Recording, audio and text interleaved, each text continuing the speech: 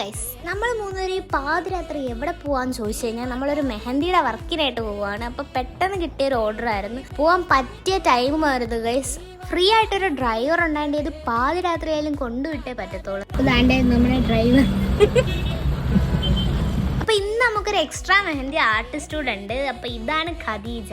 പെട്ടെന്ന് അതൊരു ഓർഡർ ആയതുകൊണ്ട് നമ്മള് മെഹന്തിയുടെ സ്റ്റോക്ക് ഒന്നും ഇല്ലായിരുന്നു. അങ്ങനെ നമ്മൾ പ്രിയെ പോയി മെഹന്തിയൊക്കെ വാങ്ങിച്ചിട്ട് ഇപ്പൊ പോന്നേന്ന് പറഞ്ഞാൽ കൊല്ലം ബാർ അസോസിയേഷന്റെ കലോത്സവം നടക്കുകയാണ്. അപ്പൊ അവിടെ ഒപ്പന കളിക്കുന്ന അഡ്വക്കേറ്റ്സിന് മെഹന്തി ഇടാൻ വേണ്ടിയാണ് നമ്മൾ ഈ പൊക്കോണ്ടിരിക്കുന്നത്. നമ്മൾ പോയപ്പോ തന്നെ അവർ നല്ല പ്രാക്ടീസ് ആയിരുന്നു.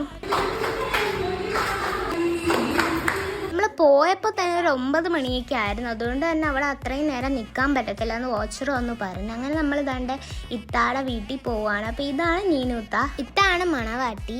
അപ്പം നമ്മൾ ഇത്താടെ വീട്ടിൽ പൊക്കോണ്ടിരിക്കുകയാണ്. അങ്ങനെ വീടെത്തി. അപ്പം ബാക്കി അടുത്ത പാർട്ടിൽ. So stay tuned.